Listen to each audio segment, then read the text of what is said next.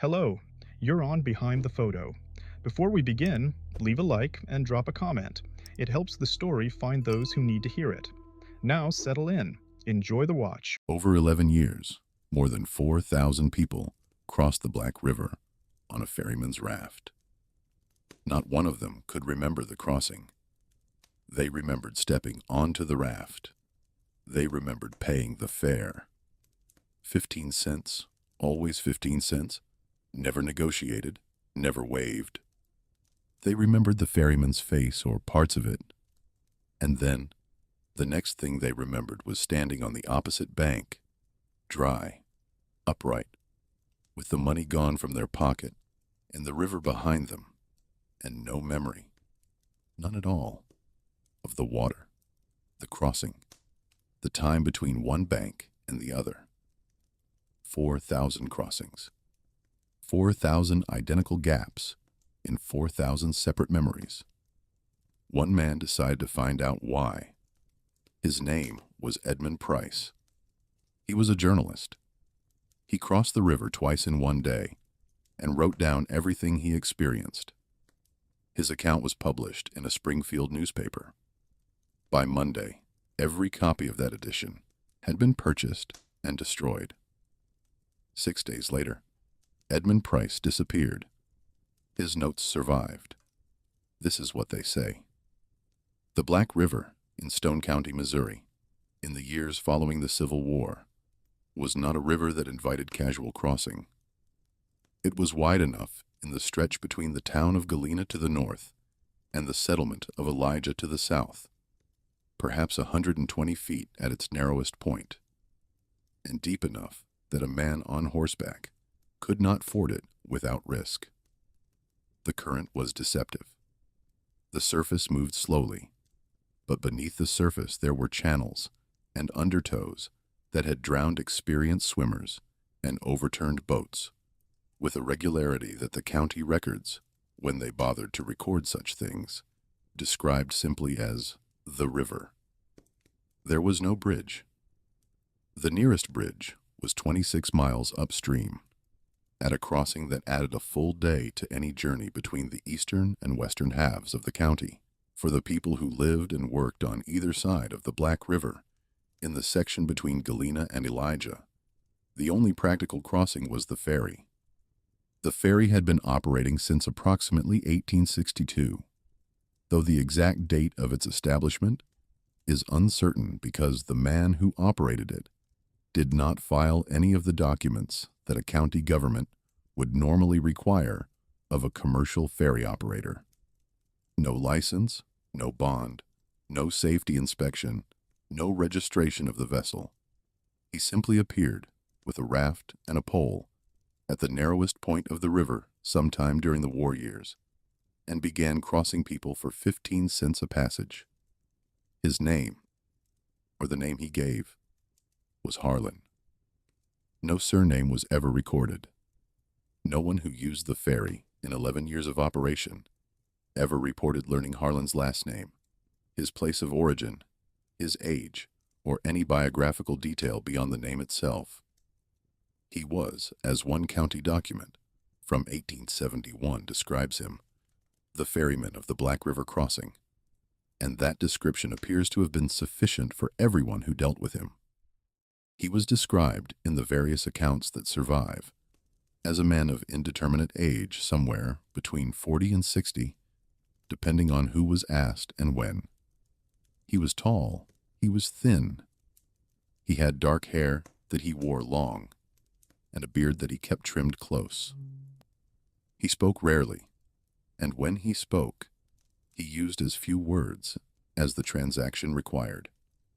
He did not engage in conversation. He did not ask where his passengers were going or where they had come from. He collected the fare. He poled the raft across the river, and he waited on the opposite bank for the next passenger. That is the ordinary description of Harlan, the description that would appear in any routine account of a rural ferry operation in the post-war Ozarks. The extraordinary description begins with what happened during the crossing itself. The first documented account of the memory gap comes from a letter written in 1866, 4 years after the ferry began operating, by a woman named Lucinda Crane, age 38, who lived on the eastern side of the river and who crossed regularly to visit her sister on the western side. The letter is addressed to her sister and is preserved in a collection of family papers at the Stone County Historical Society. She wrote, "I have crossed Harlan's Ferry perhaps 20 times now, and I want to tell you something that I have not mentioned before, because I was not sure it was worth mentioning. Every time I cross, I lose the crossing. I do not mean that I fall asleep. I do not mean that I am distracted. I mean that I step onto the raft, and I pay Harlan his 15 cents. And then the next thing I know, I am standing on the other bank, and the crossing is behind me, and I have no memory of the water, or the time on the raft, or anything that happened between one side and the other. It is as if someone has cut a piece out of the afternoon and sewn the remaining pieces together so neatly that you would not notice the seam unless you looked for it. I have asked Thomas about this, and he says the same thing happens to him. I have asked Mrs. Coulter, and she says the same. I have not asked Harlan because Harlan does not answer questions that are not about the fair. I am writing this down because I want you to know about it. Before your next visit, it is not unpleasant. It is not frightening.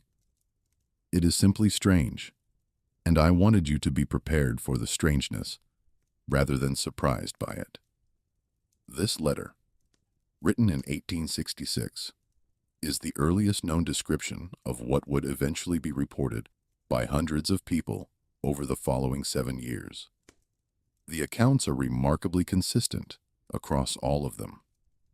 The memory begins at the moment of stepping onto the raft, ends at the moment of stepping off on the opposite bank, and the space between those two moments is absent, not confused, not blurred, not dreamlike, absent.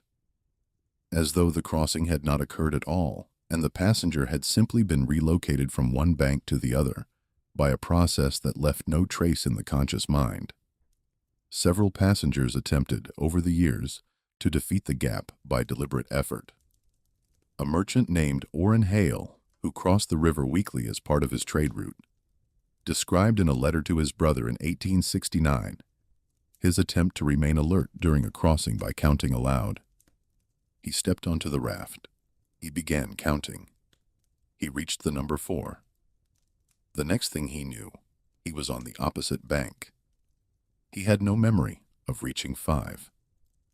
A schoolteacher named Catherine Flood described, in a diary entry from 1870, her attempt to write in a notebook during the crossing, to physically document what happened on the raft by recording her observations in real time. She opened the notebook. She uncapped her pen. She wrote the date at the top of the page. The next thing she knew, she was on the opposite bank. The notebook was closed. The pen was capped. The page with the date on it was blank beneath the date. She had not written a word. These accounts, Lucinda Crane's letter, Orrin Hale's letter, Catherine Flood's diary, are among approximately 24 first-person descriptions of the crossing that survive in various archives and private collections across Stone County and the surrounding area. They were written independently by people who did not know each other and who had no reason to coordinate their accounts. They all describe the same phenomenon. They all express the same mild bafflement, not terror, not outrage, but the particular discomfort of a person who has encountered something that does not fit into any available explanation and has decided, rather than force an explanation, to simply describe what happened and move on. The crossing took approximately 7 minutes.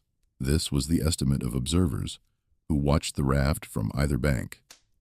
People who did not cross, but who saw the raft moving across the water at Harlan's steady pace, carrying its passengers from one side to the other. 7 minutes. The passengers, standing or sitting on the raft, appeared normal during those 7 minutes. They did not collapse. They did not close their eyes. They did not behave in any way that suggested anything unusual was happening. They simply stood on the raft, and Harlan poled. And 7 minutes later, they stepped off on the other side, with no memory of the 7 minutes that had just passed. One observer, a boy named Daniel Marsh, age 14, who lived near the western landing and who watched the ferry from the bank on many occasions, was interviewed by Edmund Price in 1873 as part of the journalist's investigation. Daniel told Price that he had noticed something about the passengers during the crossing that he had never told anyone because he was not sure it was real. He said that the passengers on the raft, about halfway across the river, appeared to stop. Not stop moving. The raft continued to move. Harlan continued to pole, but stop in a different way. Their bodies went still in a manner that did not look like the stillness of a person standing on a raft. It looked, Daniel said, like the stillness of a person who has been paused, like a clock that has stopped ticking but whose hands are still in place. They remained in this condition for what Daniel estimated was about 30 seconds, and then they resumed. They shifted their weight, they moved their heads, they became normal again, and the raft completed its crossing. He said he had seen this happen on every crossing he had watched. He said Harlan never paused. Harlan was never still. Harlan continued to pole the raft throughout, as though whatever was happening to the passengers was not happening to him. Daniel Marsh told Edmund Price this in the spring of 1873. Price wrote it down. It appears in the notes that survived. Edmund Price was 31 years old in 1873 and had been working as a journalist for the Springfield Weekly Patriot for 6 years.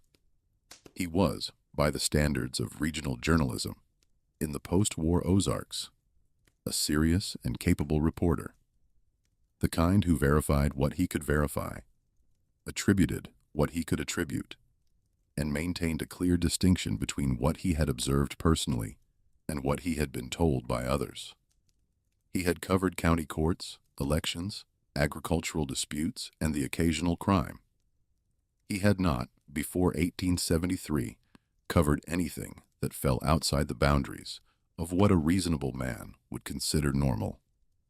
He came to the Black River crossing in March of 1873 because the accounts of the memory gap had begun to circulate beyond Stone County and had reached the attention of his editor in Springfield, a man named Charles Pelham, age 55, who recognized a story that would sell papers and assigned Price to investigate.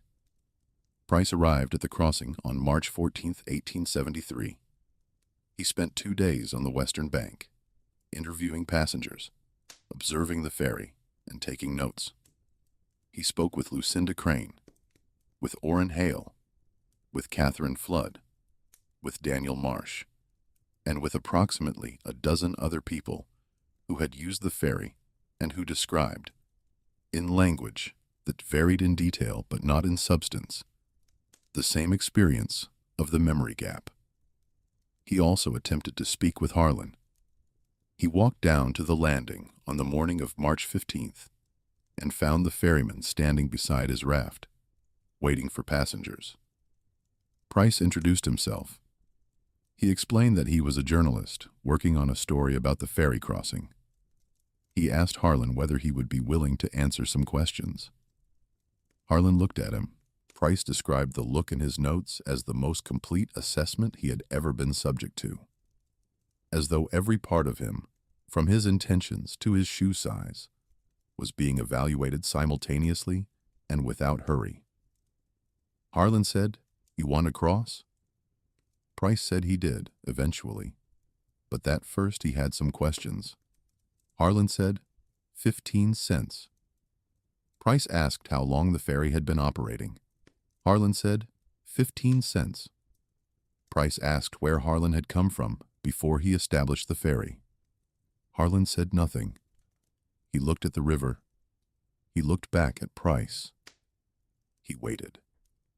Price understood, after several more attempts, that Harlan would not answer any question that was not a request for passage. The ferryman's vocabulary, as far as Price could determine, consisted of the fare, the occasional directional instruction to passengers, and silence. Everything else was outside the scope of what Harlan was willing, or perhaps able, to provide.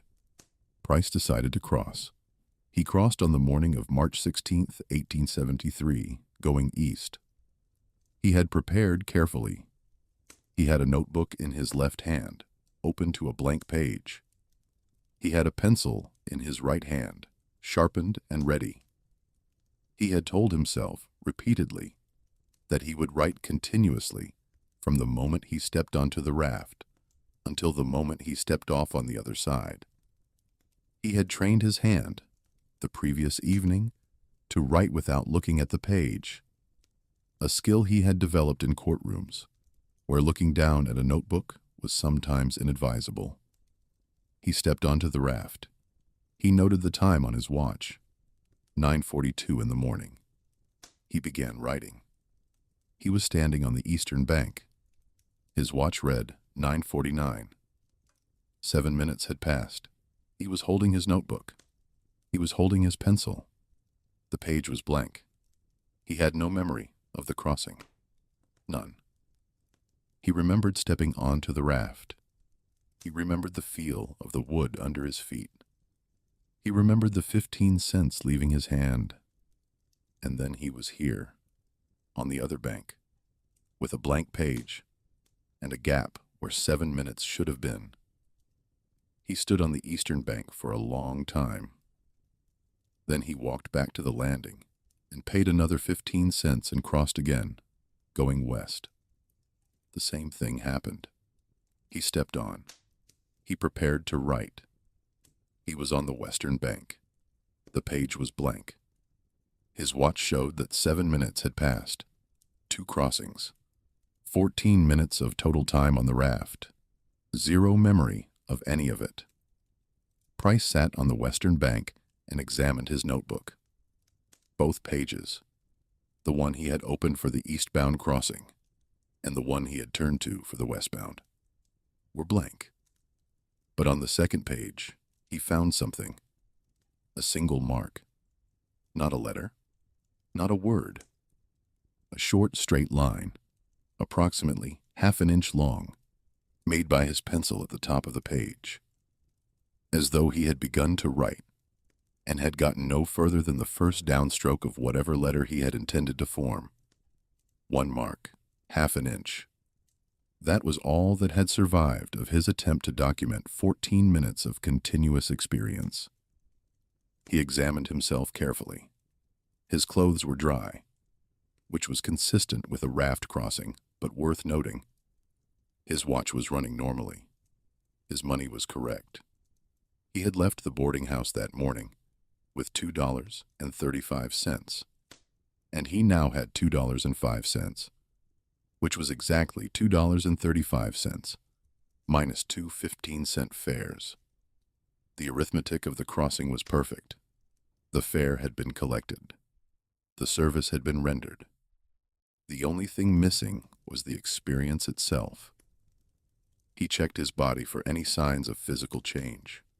Marks, bruises, soreness, anything that would indicate that something had happened to him during those 7 minutes that his body registered, even if his mind did not. He found nothing. He felt exactly the same as he had felt before the first crossing. Not tired, not confused, not disoriented. Simply missing 7 minutes twice with the clean precision of a surgeon's cut. He walked back to the landing for a third time. He stood at the edge of the water and looked at Harlan, who was standing on the raft on the far side of the river, waiting. Harlan looked back at him across the water.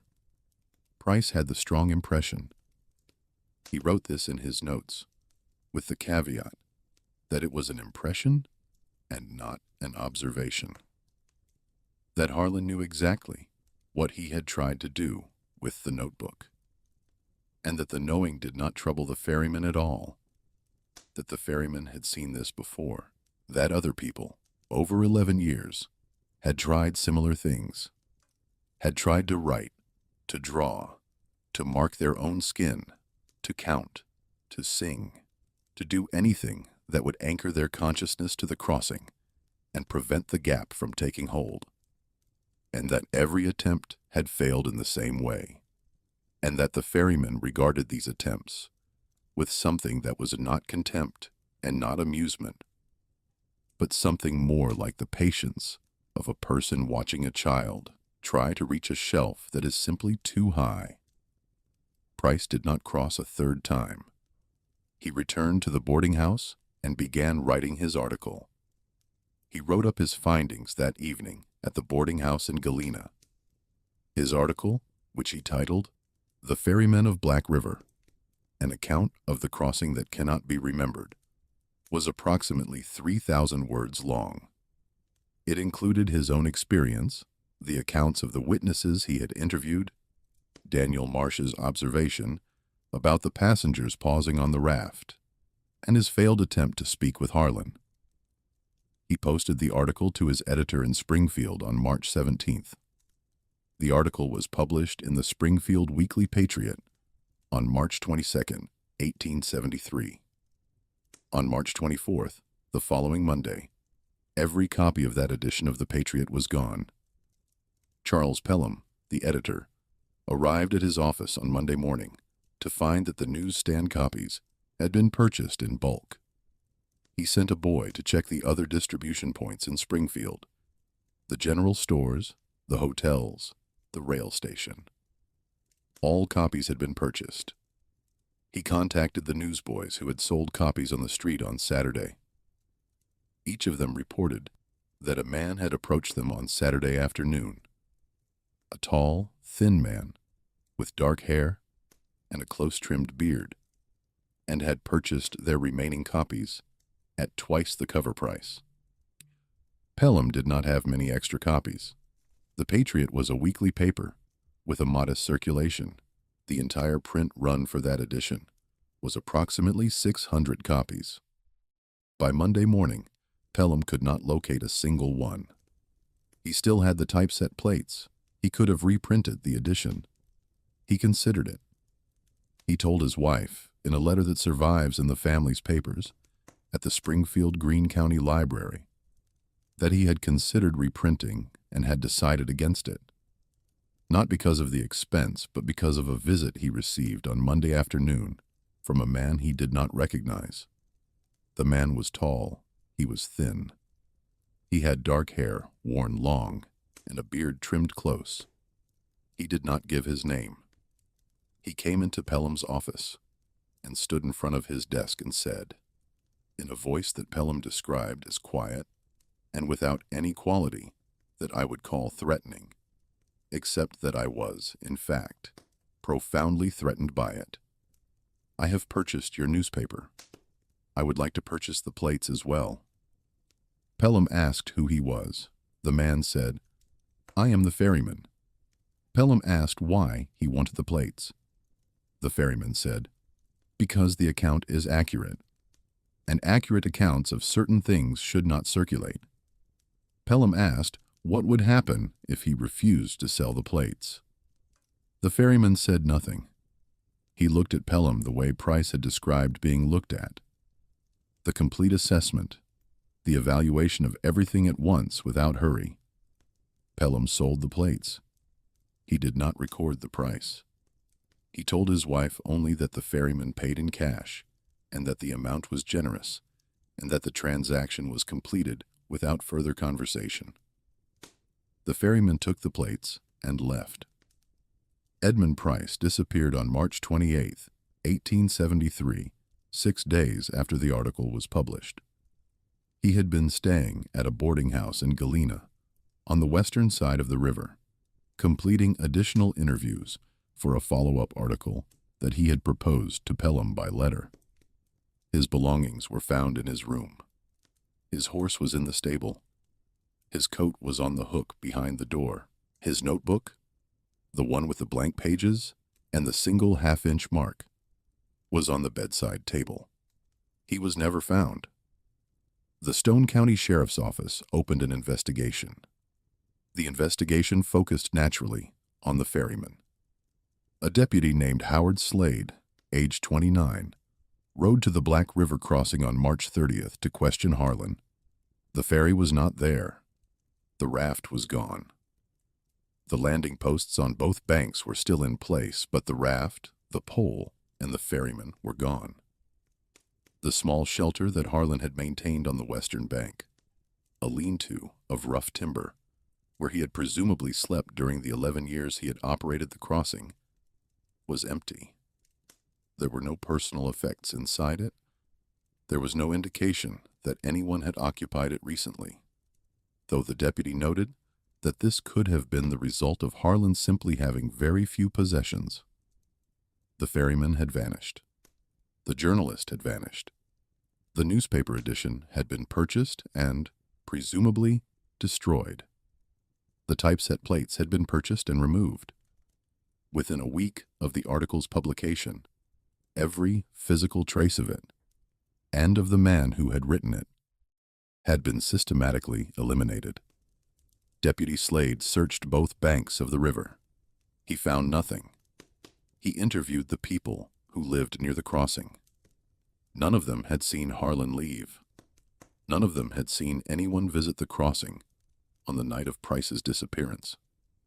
Several of them said they had not actually seen Harlan in several days and had assumed, without thinking much about it, that the ferry was simply not running. The absence of concern was itself notable, and Slade remarked on it in his report.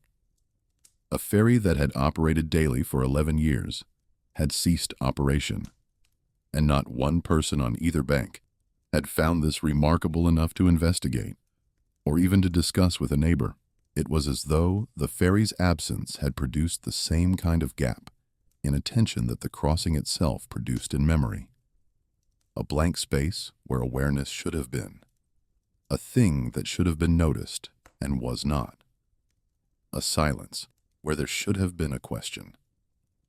Slade also attempted to determine whether anyone had seen Edmund Price after the evening of March 27th, the last date on which Price's landlady at the boarding house confirmed seeing him. No one had. Price had not been seen at any of the businesses in Galena. He had not been seen on the road. He had not been seen at the river. He had, like the ferryman, simply stopped being present. Not dramatically, not with any evidence of violence or struggle, but with the quiet completeness of a person who has been removed from a scene by someone who knows how to remove things without leaving marks. Slade interviewed the landlady, a woman named Agnes Ford, age 61, who had rented Price his room. She told Slade that Price had been a courteous guest who kept regular hours and who spent his evenings writing at the small desk in his room. She said that on the evening of March 27th, she had heard him moving in his room at approximately 9 o'clock. The sound of a chair being pushed back, footsteps, the ordinary sounds of a man preparing for bed. In the morning, the room was empty. The bed had not been slept in. The chair was pushed back from the desk. The notebook was on the bedside table. The window was closed and latched from the inside. Agnes Ford told Slade one additional detail that he recorded, but did not follow up on, perhaps because he did not know what to do with it. She said that at approximately 11 o'clock, on the night of March 27th, 2 hours after she had last heard Price moving in his room, she had woken briefly and heard from the direction of the river the sound of water, not the normal sound of the river, which she had lived beside for 20 years and which she no longer consciously heard. A different sound, the sound of a pole in water. the rhythmic push and drag of someone poling a raft across a river in the dark. She had gone back to sleep. In the morning, Price was gone. One woman, Lucinda Crane, the same woman who had written the first documented account of the memory gap 7 years earlier, told Slade something that he noted in his report, and that is, in its quiet way, the most unsettling detail in the entire case. She said, "I have been trying, since your deputy came to ask about the ferryman, to remember what he looks like. I have crossed his ferry perhaps 50 times in 7 years. I have stood 3 feet from him on a raft for 7 minutes, 50 times. And I cannot remember his face. I can describe him: tall, thin, dark hair, beard, because those are words I have used before to describe him to other people. But when I close my eyes and try to see his face, there is nothing there. The space where his face should be is the same space where the crossing should be. It is empty." Slade noted this in his report without comment. The investigation was closed in May of 1873. Neither Harlan nor Edmund Price was ever located. The notes survived because Price had mailed a copy to his brother in St. Louis before he disappeared. He had done this as a precaution, the kind of thing a careful journalist does when he senses that the story he is working on has begun to work on him. The brother, a man named Walter Price, age 35, received the envelope on April 1st, 1873, 4 days after Edmund vanished. He opened it and found inside a complete copy of the article as published, Edmund's personal notes from the investigation, and a brief letter. The letter reads, "Walter, I am sending you these because I want them to exist somewhere outside of Stone County. I have a feeling, I cannot explain it more precisely than that the ferryman knows I have written about him, and that he does not want what I have written to survive. I may be wrong about this. I hope I am wrong. But if I am right, then the fact that you have these notes in St. Louis may be the difference between this story existing and this story disappearing the way everything else seems to disappear around that crossing. I crossed the river twice today. I remember nothing of either crossing. The pages I tried to write on are blank. I am sitting in my room in Galena, writing this letter, and I am aware, as I write it, that I am the only person who has ever attempted to document the crossing while it was happening, and that the documentation failed. Whatever happens on that raft during those 7 minutes is not something that the human mind is permitted to record. Whether the ferryman is responsible for this, or whether the river is responsible, or whether the crossing itself is a thing that exists outside the boundaries of what memory can hold, I do not know. I know only that 4,000 people have paid 15 cents to cross a river, and that every single one of them has arrived on the other side with the same 7-minute hole in their experience. 4,000 identical holes. That is not a natural phenomenon. That is a policy. Someone, or something, has decided that the crossing is not to be remembered. I intend to find out why. The letter ends there. Walter Price kept the notes and the letter for the rest of his life. He did not publish them. He did not share them with journalists or historians. He kept them in a locked box in his home in St. Louis, and when he died in 1911, the box passed to his son, and when his son died in 1943, the box passed to his son's widow, who donated it, along with a collection of other family papers, to the Missouri Historical Society in 1958. The notes sat in the Missouri Historical Society's archives for 31 years before anyone connected them to the Black River crossing. In 1989, a researcher named Patricia Devlin, working on a study of river commerce in the post-war Ozarks, came across the notes while searching for documents related to ferry operations in Stone County. She recognized what she had found. She published a brief article in the Missouri Historical Review in 1991 that brought Price's account to academic attention for the first time. The article generated limited interest. A few local historians in Stone County noted it. A reporter for the Springfield News Leader wrote a short piece about the crossing in 1993 that ran on page 12 of the Sunday edition. The story did not gain traction. It was too strange. It did not fit into any framework that journalism or academic history was equipped to process. Devlin herself continued to research the case intermittently over the following decade. She found in the Stone County Courthouse records 17 missing person reports filed between 1862 and 1873 that she believed could be connected to the ferry crossing. The reports were for travelers, people passing through Stone County on business or migration, people who had been seen on one side of the river and had never appeared on the other, people whose last known location was the road leading to Harlan's Crossing. 17 people, over 11 years, who had set out to cross the Black River, and who, as far as the available records show, never arrived. 17 people. Added to the 4,000 who crossed and lost their memories. Added to Edmund Price, who crossed twice and disappeared 6 days later. Devlin noted these 17 cases in her research files, but did not publish a follow-up article. She retired from academic work in 2003. Her research files were donated to the Missouri Historical Society, where they are housed alongside Edmund Price's notes in a section of the archive that is, by some coincidence of cataloging, directly adjacent to the collection of family papers from which the notes were originally recovered. She wrote in the final entry of her research journal, dated August of 2002, "I have spent 11 years thinking about the ferryman. I have thought about him the way Lucinda Crane thought about his face, reaching for something that should be there and finding nothing. The more I research, the less I understand. Not because the evidence is insufficient. The evidence is remarkably consistent, but because the evidence describes something for which I have no category. A man who erased memories.